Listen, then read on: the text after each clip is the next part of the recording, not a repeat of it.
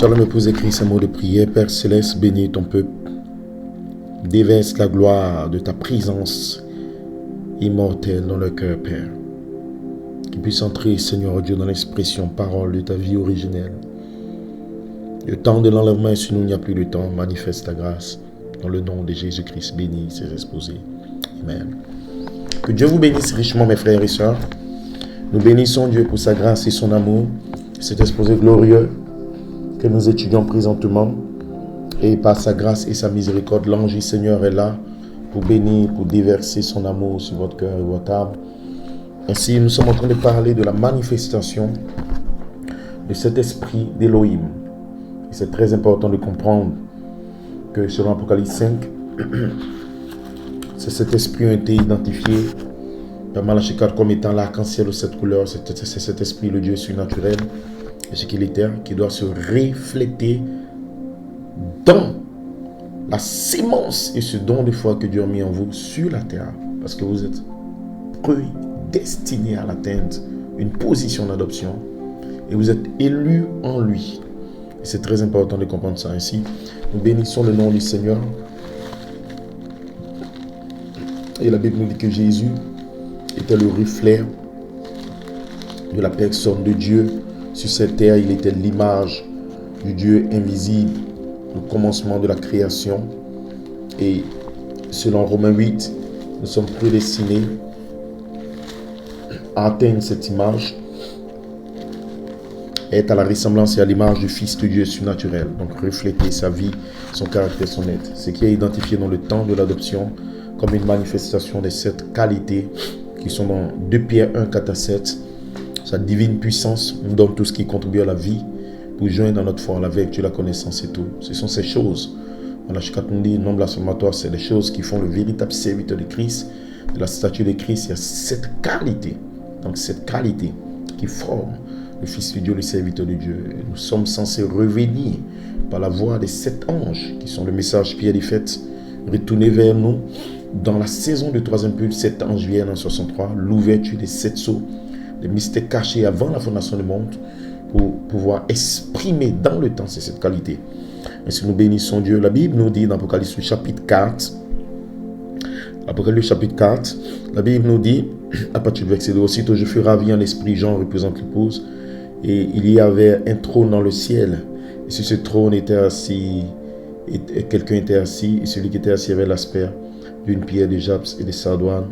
Le trône était environné d'un arc-en-ciel, semblable à de l'émeraude. Autour du trône, il y avait 24 trônes, et sur ces trônes, 24 vieillards assis revêtus d'un vêtement blanc, comme la laine. Du trône sortent des éclairs, des voix, des tonnerres, et devant le trône brûlent 7 lampes ardentes, qui sont les 7 esprits de Dieu. Nous bénissons Dieu pour les 7 esprits de Dieu. Donc, pourquoi 7? Parce que 7 est le chiffre de l'achèvement, de la perfection. Souvenez-vous que perfection signifie accompli, achevé. Ainsi, Jésus a dit dans Jean 17, Père, j'ai achevé l'œuvre. Et nous savons que Dieu doit achever la statue, le temple, le tabernacle qui construit en nous. Apocalypse chapitre 1 à partir du verset 20, la Bible nous dit, le mystère des 7 étoiles que tu as vues dans ma main droite, les 7 chandeliers d'or, les 7 étoiles sont les 7 anges, les 7 églises, et les 7 chandeliers sont les 7 églises. Donc nous réalisons que 7 étoiles, 7 anges, 7 chandeliers et des 7. Apocalypse 5, l'agneau avec 7 yeux, sont donc les 7 lampes ardente, l'arc-en-ciel qui a 7 couleurs, et toutes ces choses identifient le reflet de cette qualité éternelle. Et c'est identifié dans la Bible, le 7e ange, Apocalypse 10, au jour de la voix du 7e ange. La Bible nous dit dans Apocalypse 5, la Bible nous le dit dans l'Apocalypse 5, à partir du verset 5, le veillard me dit, ne pleure point, voici le lion de la tribu de Juda, le rejeton de David, a vaincu pour ouvrir le livre de ces 7 sceaux. Donc 7 sceaux, on parle de 7 tonnerres, tout va en 7. Et je vis au milieu du trône,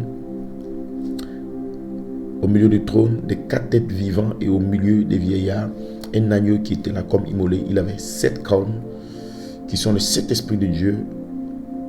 7 cornes et 7 yeux, qui sont les 7 esprits de Dieu. envoyé par toute la terre. Il vint, il prit le livre de la main droite de celui qui est assis sur le trône. Que le nom du Seigneur soit béni. Ainsi, nous identifions les 7 cornes, les 7 yeux, 7 esprits envoyés, 7 étoiles, 7 tonnerres, 7 lampes ardentes devant le trône, 7 chandeliers qui juste représentent la perfection de la nature de son être. Et pourquoi? Parce que ces 7 qualités étaient en Dieu très loin avant la fondation du monde.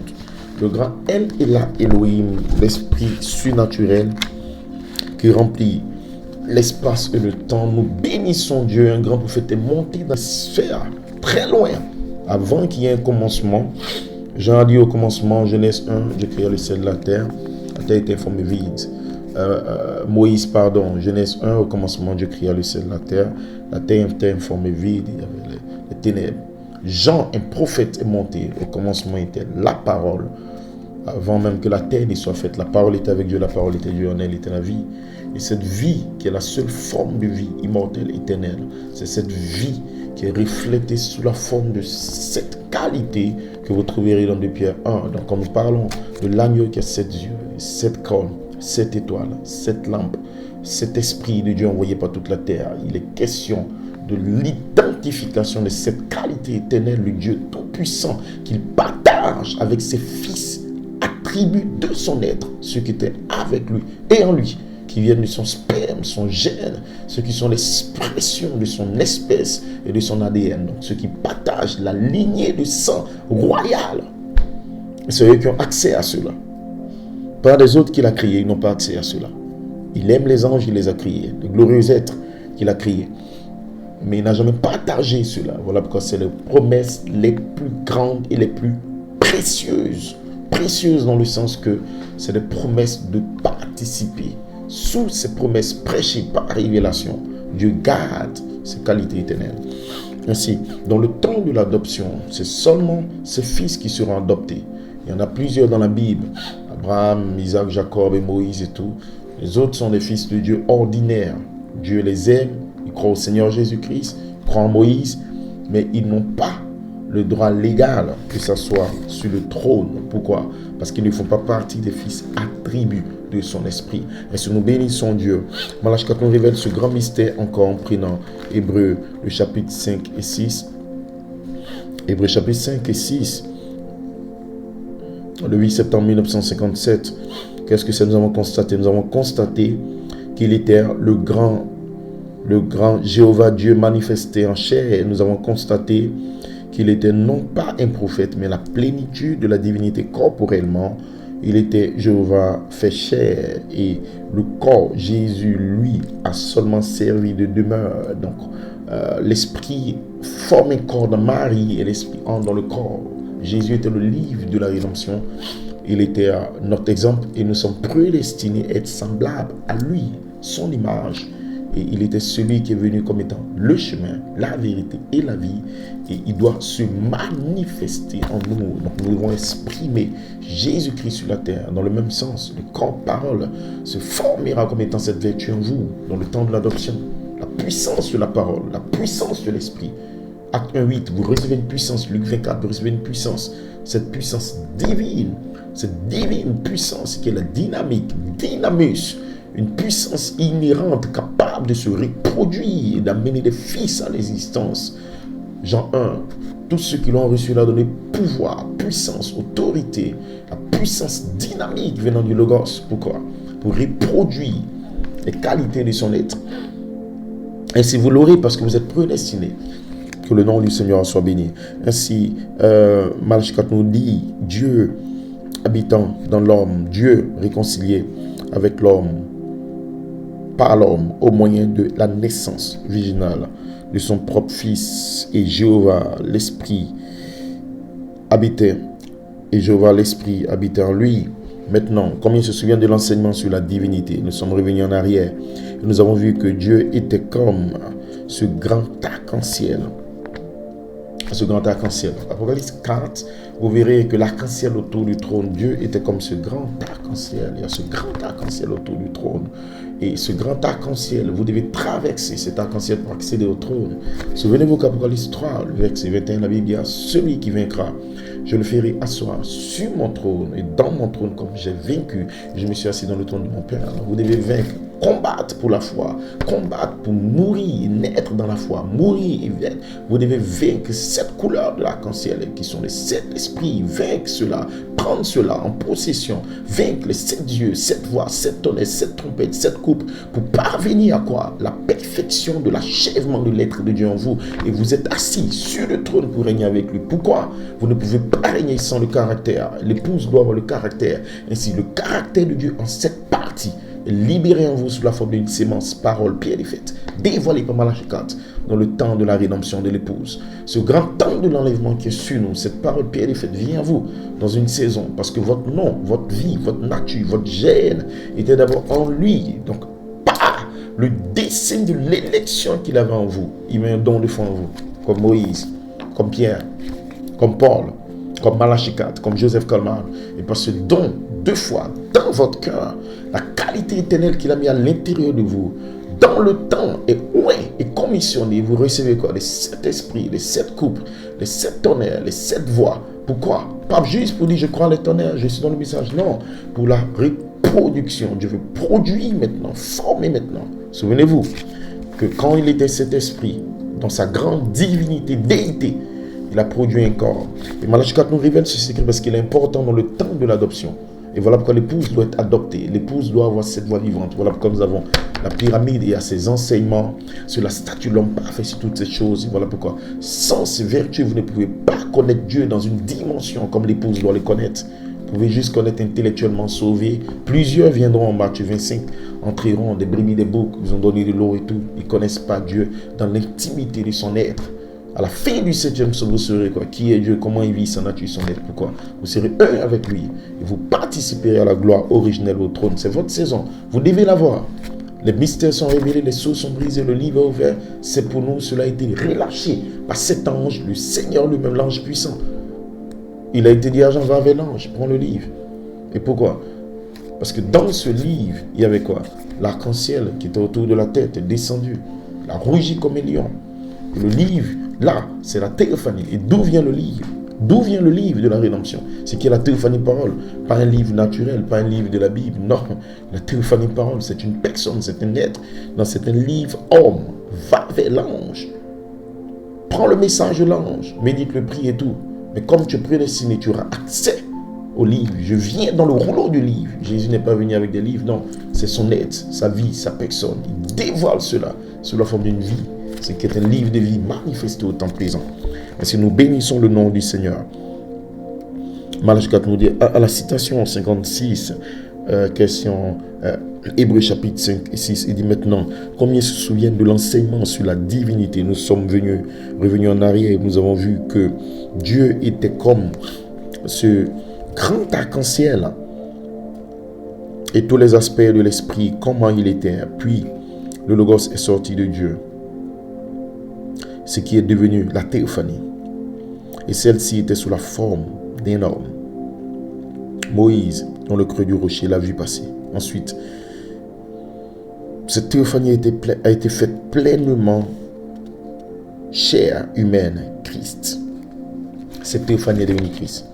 Donc nous réalisons que l'esprit, les 7 esprits sont devenus la théophanie. Ainsi, c'est cet esprit parfait, ce qui est la personne, l'être immortel de Dieu, était dans le rien, question réponse sur la Genèse. Et c'est cette qualité éternelle était à l'intérieur. Voilà pourquoi quand vous êtes une partie de Dieu, vous venez sur la terre avec une portion de cette qualité. C'est que le germe de son nom à l'intérieur de vous. Ce qu'on appelle la prédestination ou la sémence élue. Quand vous l'avez, frères et sœurs, il n'y a aucun démon qui peut vous stopper. Il n'y a aucune épreuve qui va vous stopper. Il n'y a aucun esprit, il n'y a aucun diable, il n'y a aucune erreur, il n'y a aucune principauté qui va stopper votre destinée. Pourquoi? Parce qu'il y a une sémence qui vient de l'élection. Souvenez-vous, l'élection regarde quelque part en arrière. Malachie 4 nous le dit. L'adoption partie 2. Donc dans l'adoption partie 2, Malachie 4 nous parle de ce grand diamant qui représente encore Elohim. Il nous dit à la page 52, Malachie 4 nous dit, Apocalypse 13, 8, et tous les habitants de la terre, Tous les habitants de la terre se prosterneront devant elle, ceux dont le nom n'a pas été écrit dans le livre de vie de l'agneau avant la fondation du monde. Souvenez-vous que l'agneau avait 7 cornes, ce sont les 7 yeux, les 7 esprits de Dieu envoyés par toute la terre. Il a pris quoi? Le livre. Et cet agneau doit revenir en vous, parce que vous devenez l'agneau pour avoir la colombe. La gloire de cette couleur vient vers vous. Ainsi, quand nos noms ont été, la citation 105, quand nos noms ont été écrits dans le livre de vie de l'agneau, quand l'agneau a été immolé avant la fondation du monde, alors que Dieu était en Christ, elle est là Elohim, elle est là Elohim, le Dieu surnaturel, c'est notre Père. Nous étions là dans l'esprit éternel surnaturel. Celui qui existe par lui-même, il était comme un énorme diamant. Et vous savez que le diamant est la pierre la plus dure. Et quand le soleil frappe, que vous taillez le diamant, ça reflète cette couleur de l'arc-en-ciel. Et les diamantaires le savent. C'est qu'il retourne cet esprit, cette sauce, cet yeux, cet tonnerre. C'est le message de l'épouse pierrifiée. C'est le mystère caché de votre nom. Parce que c'est une nature qui vient à vous. Joseph, la perfection. Le vêtement de Joseph, l'arc-en-ciel. Cet esprit, cette vertu. Voilà le message pour lequel 7 anges sont venus. C'est une sémence, une puissance qu'ils ont libérée avec cet esprit, cette vertu à l'intérieur pour vous former à l'image parole. Et donc, vous allez l'avoir dans cette saison parce que vous êtes prédestinés. Maintenant, écoutez bien mes frères et sœurs. Il était ce grand diamant. Il ne pouvait pas être autre chose, mais à l'intérieur de ce grand diamant, il y avait ses attributs d'être sauveur. Parmi ses attributs, il y avait à l'intérieur de lui d'être guérisseur. Il y en avait pour sauver, pour guérir. Alors, les attributs ont produit tout ce que vous voyez sur la terre. Et donc, avant la fondation du monde, alors qu'il connaissait tout ce qui allait se manifester, c'est-à-dire qu'il allait être un sauveur, qu'il allait venir pour être fait chair, habiter parmi nous, qu'il savait que par ses maîtres, nous allons être guéris. Il a immolé l'agneau. Il a immolé l'agneau dans son livre. Dans son livre, ce qui est sa vie, le livre de vie. Il a immolé l'agneau avant la fondation du monde.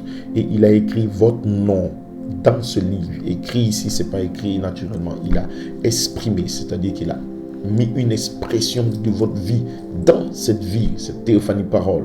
Avec cette couleur à l'intérieur. Ça veut dire qu'il a pris les 7 qualités qu'il a exprimées là, avant la fondation du monde. Écoutez bien ceci. La prédestination regarde en arrière vers la préscience. Il dit, je veux dire, l'élection regarde en arrière vers la préscience, la préconnaissance. Donc Dieu connaissait d'avance, c'est avant. Donc il connaissait d'avance. Et la prédestination se tourne vers la destinée. Ne l'oubliez pas. Que l'élection regarde en arrière là, voici. J'étais un gratteron, je suis né dans le péché, j'ai été conçu dans l'iniquité. Je suis venu au monde en disant des mensonges, je suis né au milieu des pécheurs. Mon père et ma mère et toute ma famille, c'était des pécheurs. J'étais un gratteron, mais tout à coup, je suis devenu un grain de blé. Qu'est-ce qui s'est passé? Une lumière a frappé. Merveilleux. Un grain de blé comme Jésus-Christ. Donc, l'élection regarde en arrière. La prédestination se tourne vers quoi? La destinée. Ainsi, en arrière, dans l'élection, vous avez un don de foi et un dessein que Dieu a mis en vous. Vous n'êtes pas n'importe qui. Vous êtes né dans un but. Qu'est-ce que Dieu a mis en vous? Dieu a mis quelque chose de spécial en vous. Moïse, Malachika dit, pourquoi criez pas? La citation 39. Il dit là, Moïse avait cessé intellectuellement et la sémence qui était née en lui reposait dans son cœur. Il essaya par son expérience intellectuelle de la parole de Dieu, de les en faire sortir et de les délivrer parce qu'il savait qu'il était né dans ces buts-là.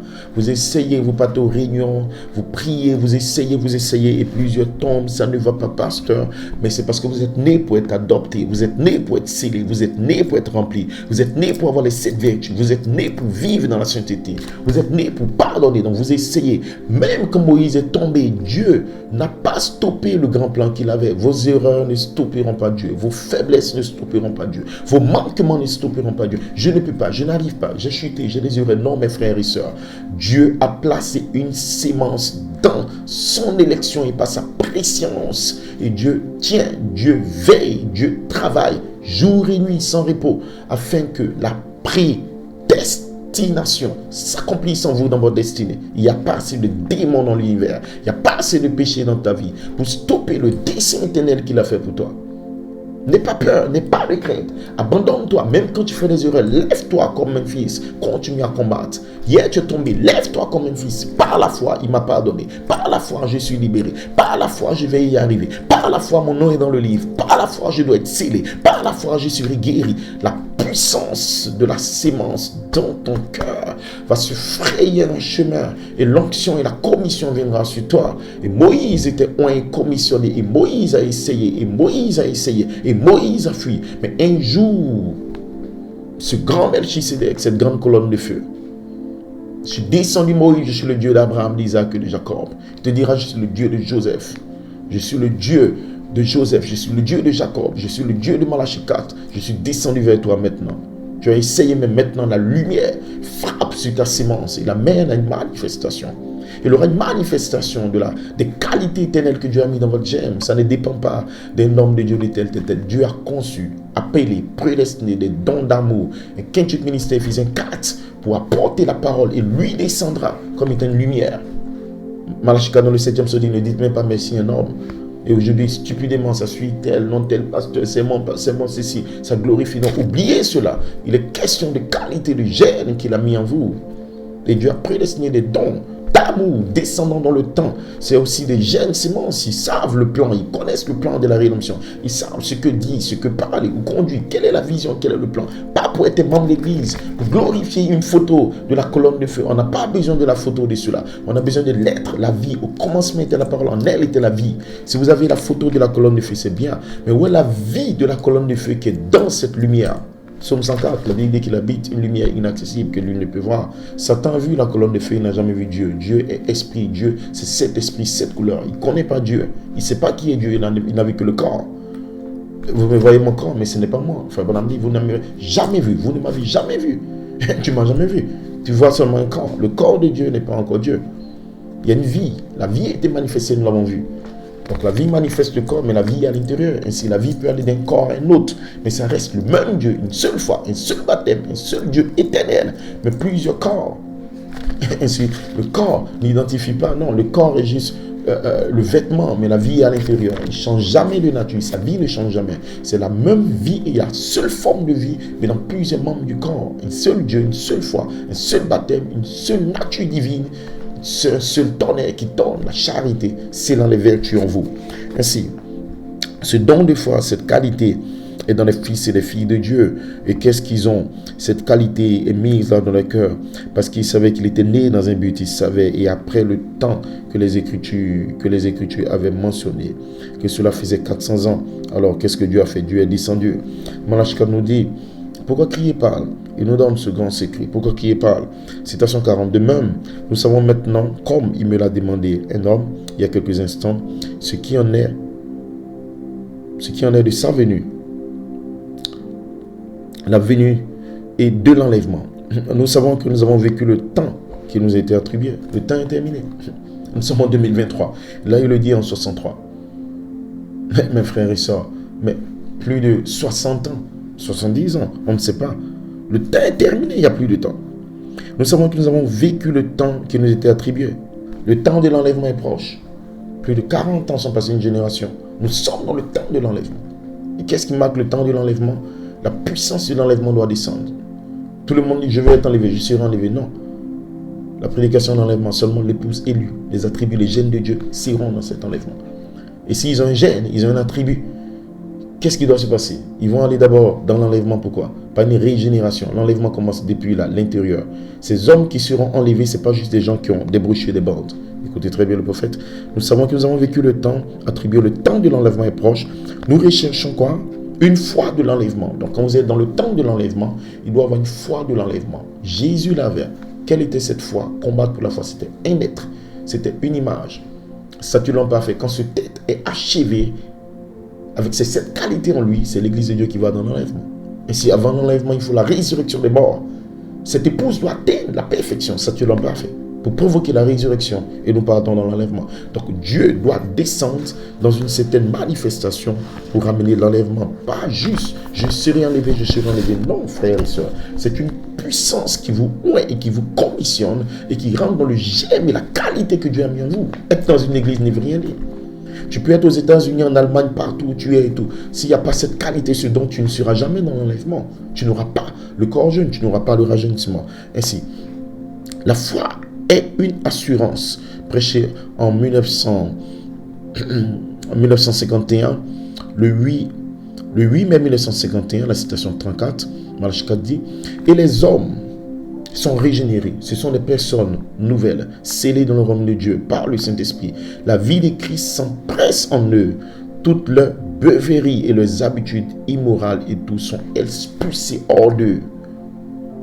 Ces hommes sont régénérés, nés. Voilà pourquoi quand vous naissez, vous avez la nature de Dieu. Vous devez naître de nouveau. La qualité de Dieu, la nature de Dieu. Vous avez le miracle de Dieu. Et c'est la nature, c'est un miracle. Ça retourne au Saint-Esprit. La foi, la vertu, la connaissance, la tempérance. Il faut une manifestation de cette voix vivante. Ce sont les sept esprits d'Élohim, le grand diamant qui se reflète en vous et qui produit les sept qualités. Sans ça, il n'y a pas d'enlèvement. Donc, dire je serai enlevé, ça ne veut rien dire pour Dieu. Ce n'est pas parce que vous le dites, vous le lisez dans une brochure, non. C'est parce que vous allez le vivre. Parce que l'enlèvement est une réalité vivante. Donc, nous recherchons la foi de l'enlèvement. La foi de l'enlèvement dont il est parlé, c'est la personne de son être Elohim qui se forme en vous. C'est ce qui est appelé la foi de l'enlèvement. Ainsi, vous êtes régénéré. Qu'est-ce qui se passe? L'amour de Dieu est comme un notaire public. Il prend le sceau de Dieu et le pose sur papier jusqu'à ce que l'inspection de ce sceau soit imprimée sur le papier. C'est l'amour de Dieu par le baptême du Saint-Esprit. La charité, l'amour, c'est la pyramide de votre vie. Par-dessus la signature. Oh là là.